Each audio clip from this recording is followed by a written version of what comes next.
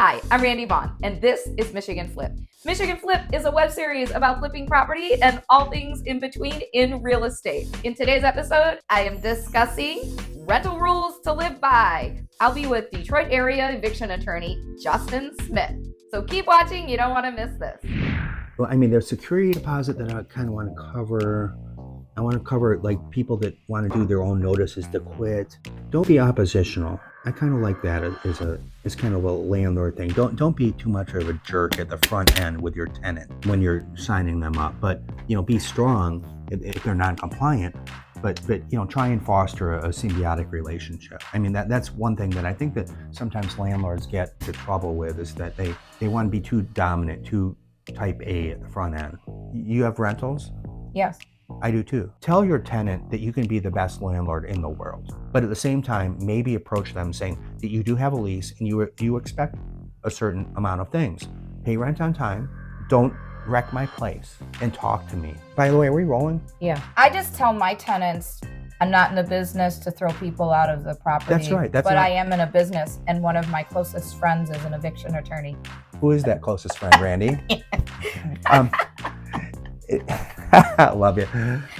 But that's a really good approach. I say to my tenants, just talk to me. If there's an issue that comes up with you, we'll evaluate it and maybe we'll work something out. I recently told my one tenant that I was selling the property. Mm-hmm. And a lot of investors don't tell their tenants they're selling the property. And are you going to tell me it's against the law to not tell? No, but I'm telling you something right now that as you're talking to me, I mean, maybe we should always have in our lease a clause that says that if this property is listed for sale, that you can show the property and reserve the right to terminate the lease. You know what? Most people will respond well to respect. Yeah, she totally appreciated that. And actually, she started crying because she said, Andy, you're the kindest landlord that I've ever had. I don't know if that's a good way to position yourself as a landlord, but she has paid me every month.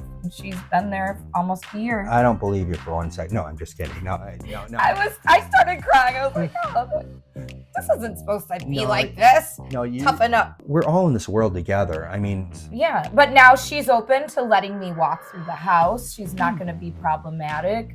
We can go a long way with not being oppositional.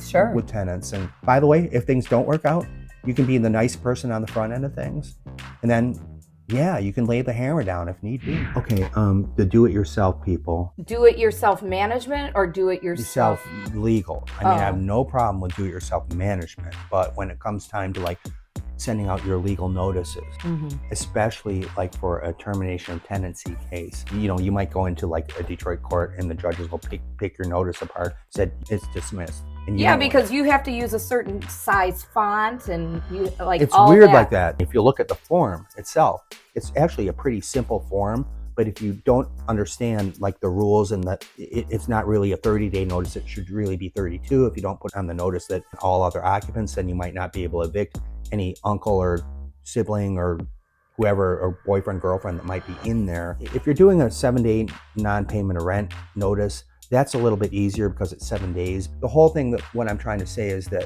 you don't want to screw up on doing the wrong notice, because we might not be able to get in court until about 2 or 3 months down the road. And if there's a technical defect in that notice that you did, you're shrugging your shoulders and you're saying, my goodness, I've just lost 3 months. I lost 3 months of rent. So it's maybe better to hire an attorney. Okay, yes. This is not an ad for Justin Smith. I don't want your business, to be honest with you. I want you to do things correctly. People want to do their own notices. They want to go into court without a lawyer. And believe me, we all want to be in court without a lawyer because lawyers cost money. I love do-it-yourselfers. I really do. I actually like to talk to do-it-yourselfers because, I'm kind of that way too. All right, let's talk about security deposits. Security deposit law is really very technical, and if there's even the most technical defect, tenants will really run you on that. So they'll come into court and they'll say, this landlord didn't put the security deposit into a bank, or they didn't give me the right form, or they didn't give me appropriate notice, or things like that. The weird thing is that if you screw up on the security deposit, they can get you for 2 times the amount of the security deposit, whether or not they owe you rent, whether or not they damaged your place. It's a mess. Security deposit sucks. I have property in Chicago, And a lot of people in Chicago do not even charge security deposits. They charge fees. They say right in the lease, this is a fee for administration and it's $300. This is a cleaning fee and it's non-refundable. It's $500. You're always safe if you call it a non-refundable fee, whatever you're collecting. Even the most landlord-friendly judges that I've seen will give favor towards a lawsuit for a tenant if you do the security deposit incorrectly. When you say incorrectly, such as? Yeah, so here's one for you. Maybe someone collects a first and a last month's rent and they collect a security deposit. So the rule is that you can only collect 1.5 times the amount of what is a rent. I did know that. Yes, but here's the problem. The law says that if you do first and last month's rent plus more money, that exceeds the 1.5 months of rent. And it doesn't make sense because you think under a contract, you can charge whatever you want to charge and then get your security deposit. But if all this money is coming in at the front end, they'll say that that's an excessive security deposit. And then it's supposed to go into a non-interest incurring bank account. Ashley, you're wrong on that. It is supposed to go into an interest accruing account. Oh, you're supposed to collect interest on the deposit? Not collect it, but put it into an account that's separate from everything else. Yeah. And it has to be interest bearing. And so, this is a great question because a lot of people miss this stuff. And, I missed it. Right, and you did. And that's Actually, why. just told the client Well, and that the wrong information. Bad dad.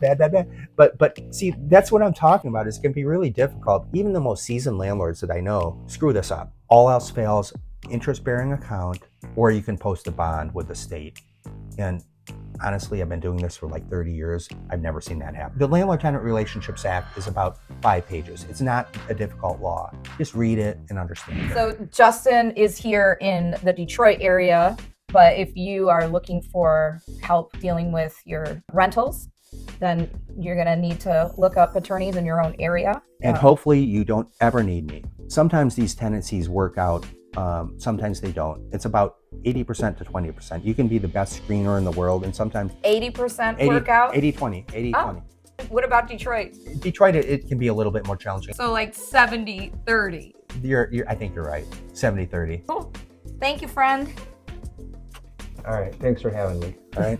By the way, are we rolling? Yeah. Here are the takeaways, and there's a lot of them. Okay, to start with, foster a symbiotic relationship from the start with your tenant. Tell your tenants you can be the best landlord and define your expectations. Landlords are not required to tell their tenants if their property is for sale. Add a lease clause stating the property can be shown if it's for sale. Technically understand your notice to quit before giving to tenants. A defect in your notice to quit may cost you 3 months' rent.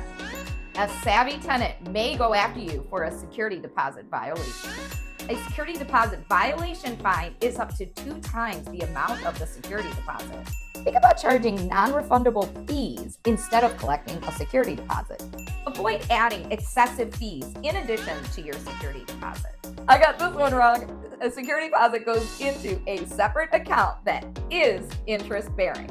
And finally, read upon your state's version of the Landlord and Tenant Relationships Act. If you find this list may be helpful to you, take a screenshot. This video is not meant to be legal advice. You're going to need to find an attorney in your own jurisdiction. So keep an eye out for the next video in this legal series. It will be on emotional support animals and service animals. And Justin will be discussing that with me. If you've enjoyed this video, please like, share, and subscribe. Thanks for watching. I'm Randy Vaughn, and I will see you next time.